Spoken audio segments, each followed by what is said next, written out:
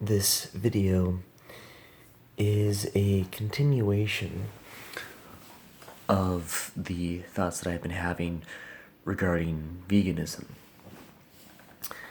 At this point, from having seen mainly and mostly the footage from BiteSizeVegan, especially the footage regarding I've Lost All Hope for Humanity, and then the CO2 chamber footage, I am not buying animal products anymore. At the job that I work at, I handle animal products, eggs, milk, and so forth, which I find deeply disturbing. And I wanted to not just not buy things, but also not be helping to have those things be bought. But I'm gonna have to figure that out, because that's not exactly a fast process compared with just not buying the stuff. Now, in relation to eating plants, what about plants? Now, one, I agree. What about plants? I take plants into consideration as well, since I consider everything to be conscious. And yes, that includes this phone, that includes this shirt, that includes this bed that I'm sitting on, the wood, the air in front of me. All of it is conscious, and there are different degrees of consciousness involved in everything.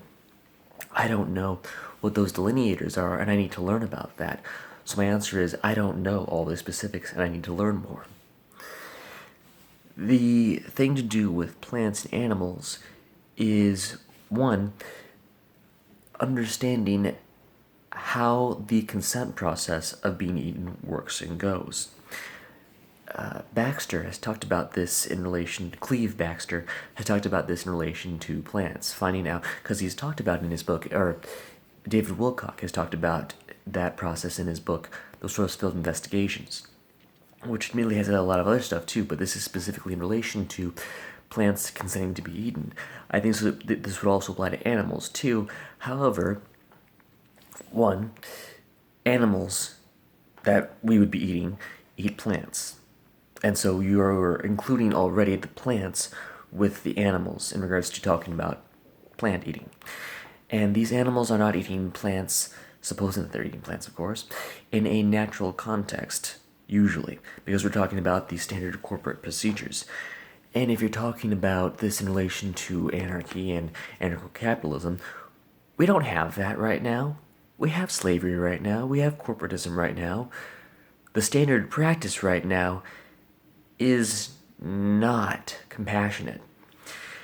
And if you recognize that corporations are based in government and government lies, and corporations and government are in collusion, then you would also recognize that corporations are inclined to lie about what they do, such as humane, or certified by the FDA, certified by the USDA, that maybe they aren't telling you everything, and they're still being inhumane bastards behind the scenes as normal standard practice. Yeah.